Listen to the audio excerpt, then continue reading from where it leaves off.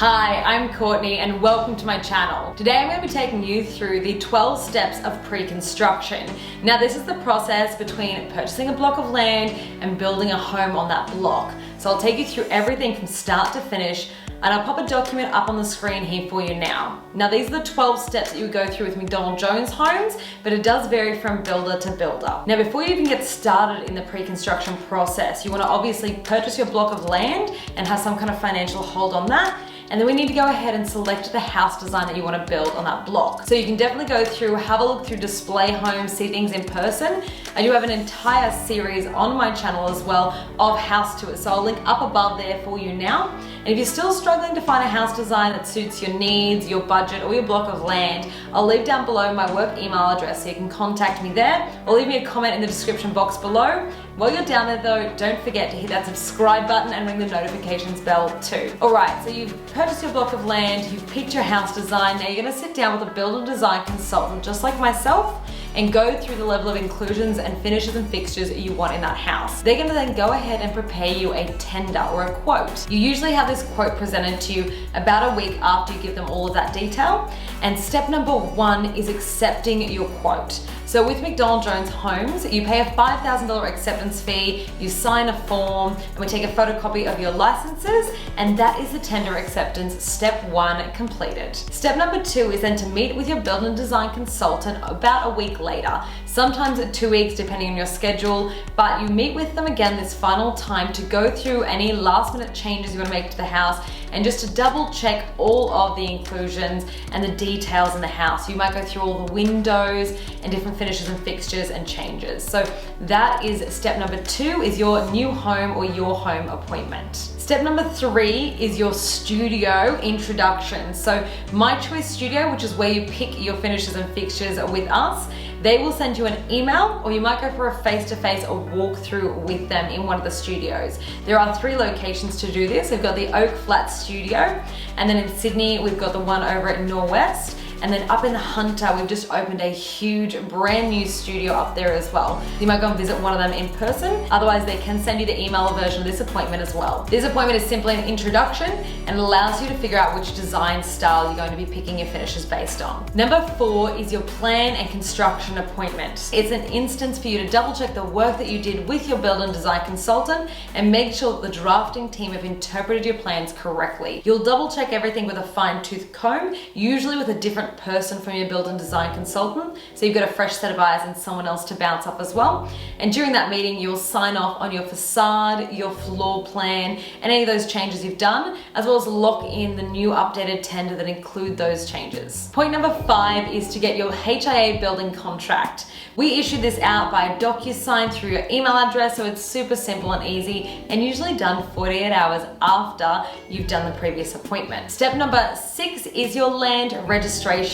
Now these days we do have plenty of clients who go through this entire pre-construction process up until this point with unregistered land, and it's very common and almost a very smart thing to do because you can lock in your price point earlier before your land's even registered, giving you lots of time to think about all those other details that you want to get into once you've locked in the floor plan. So if your land is unregistered, you'll go into a holding pattern here at point number 6. However, if your land is registered, you just continue on through with the process. Point number 7 is selecting your external finishes.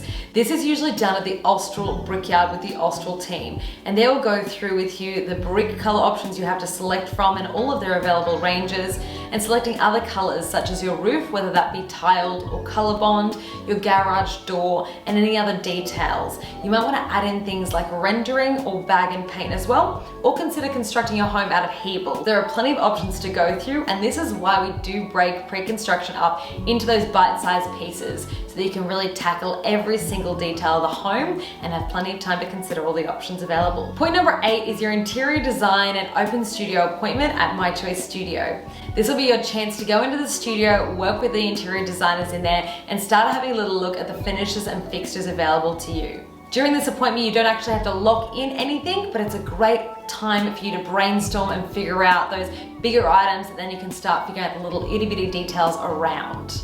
Point number 9 is your building and developer approval. So first and foremost, if you're in a development, like an estate, your developer may need to approve the house plan. So we'll go ahead and get this done first and foremost to make sure that they're happy with everything and that it's going to be approved by them. Once that approval is received, we'll also go ahead and get your building approval sorted. So there's 2 ways this can be done.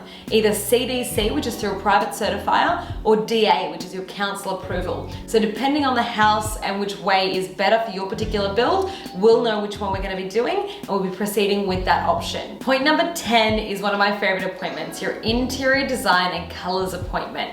This one is super fun and it's where you get into the really itty bitty details of everything inside your home. So make sure you're prepped and prepared, make sure you've gone through, found inspiration photos, figured out things that you like and that you want in the home, and also prepared with questions you might want to ask the interior design team. You will be working with an interior designer all day and they are great at giving you advice and guidance throughout the entire process, so you're in really good hands. Point number 11 is your light design and electrical. When you get to this stage, you are very close to starting construction. During this appointment, you'll sit down again with another expert in this area and plan out all of your light switches, your power points, add in any extras that you might need, and add in things like fans, select whether your lights are cool or warm tones, and add in any extra things like water points behind the fridge or gas points that you might want as well.